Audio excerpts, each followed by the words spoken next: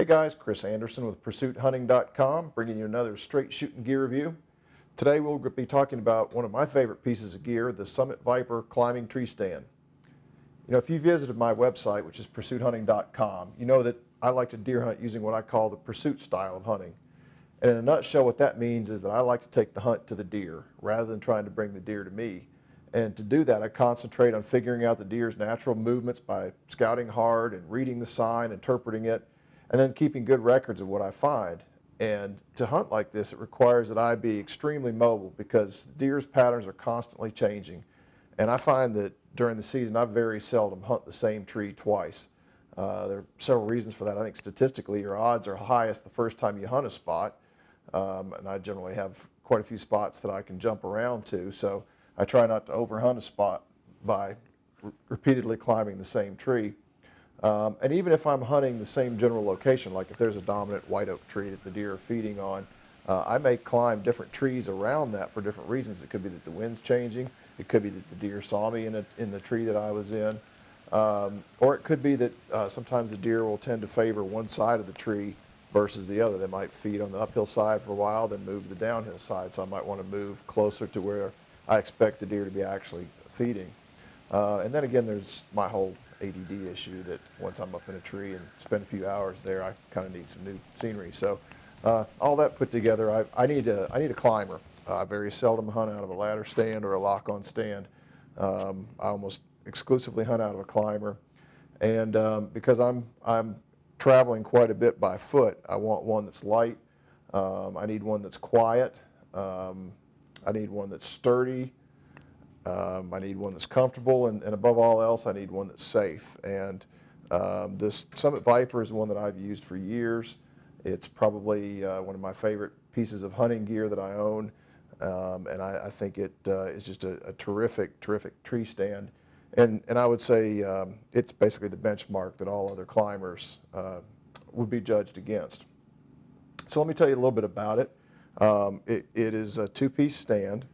It's constructed of aluminum tubing, which is, I guess you'd call it tubing. It's square tubing here.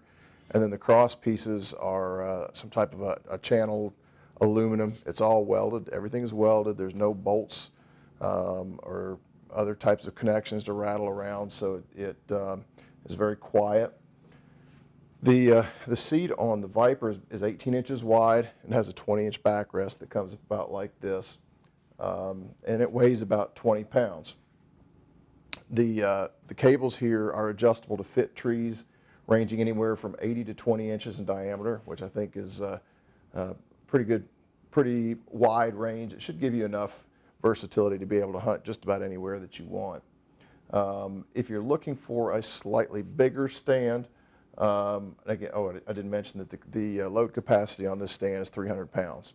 If you're a bigger guy and you want something that can handle a little bit heavier load or that may be a little bit wider, Summit makes the Goliath, which is essentially the same stand, but has a 350-pound capacity.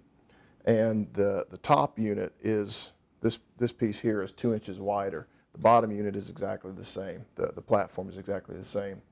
And then they also make the Titan, which is basically the same tree stand as this. However, both the bottom and the top are larger, and you get about 2 inches more room, 2 inches more width on both the top and the bottom.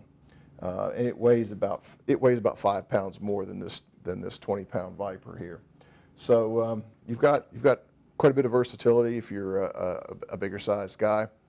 And it comes with everything that you need, all of the straps and attachments. It comes with some climbing stirrups. Now these stirrups that are on this one are some that a friend of mine made for me. He's a metal fabricator, and he made some custom ones for me. I don't think that in any way, shape, or form it's necessary to have the metal ones. The plastic ones on all of my friends who use this particular stand have held up just fine, but guy made these for me, and so I thought I'd put them on there because I thought they looked cool, but completely unnecessary compared to the plastic ones that come with it. Okay, we're going to break and go out to the woods, and I'm going to give you a little demonstration of how I use this tree stand, kind of focusing on some things that I've picked up over years and years of using it. When I say years and years, I've probably used it for 6 or 7 years now. But just some little tips and tricks that I've picked up on that might be helpful for anybody who already has one of these stands or anybody who's considering using it. So we'll go do that, and then we'll come back and we'll go through my analysis of this stand. Okay, so I'm going to take a little bit of time and show you how I use this tree stand. What I'm going to focus on is safety and some things that I've picked up over the years that make it a little bit more comfortable to use, maybe a little quieter, and just little tips and tricks that I've picked up from having used it for many years. But by no means should what I say replace the safety instructions from the manufacturer. If anything I say contradicts the manufacturer's instructions, follow their instructions, not mine. Okay, first thing is always do everything the same way every time. In basic military training, always have a procedure, always follow that procedure. That way you're not going to forget something. Okay, so like for instance, when I unstrap my tree stand, I always take the strap and I always put it in the same pocket. This is very important. You're going to need this. This is a really important safety piece here.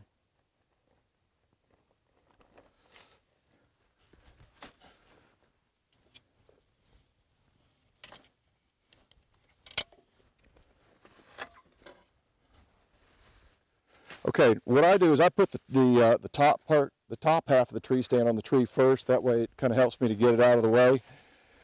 And some guys like to adjust both sides of the cable.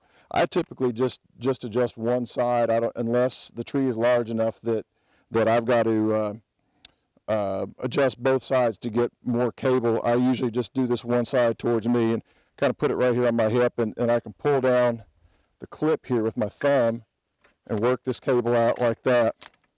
Now I'm going to come around here to this side of the tree, and what I do is I just put the stand up on the tree like this, reach around, and hook it on like this.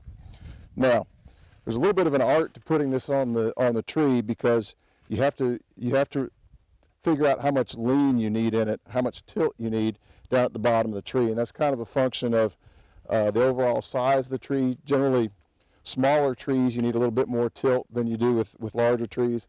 Then you also want to see how much the tree tapers as you go up the tree.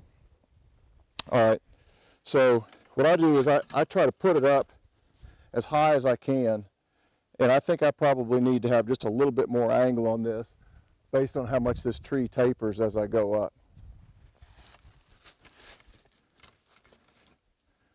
You can see there. So I'm gonna go up one more notch on this,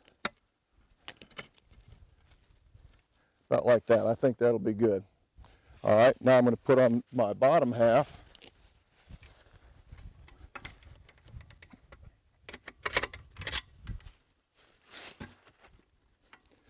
And what I do is I count the number of notches on my top half, and I do the exact same number on the bottom. So I'm on the third little notch there.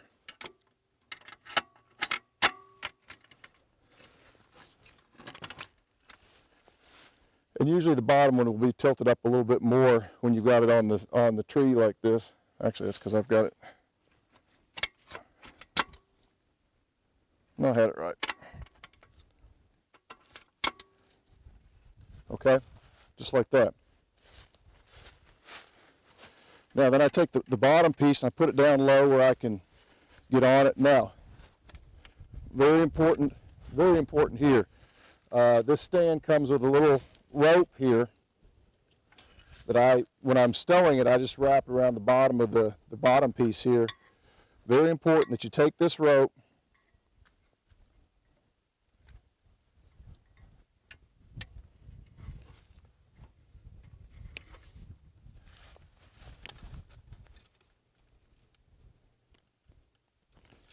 and fasten the top and the bottom parts together just like this.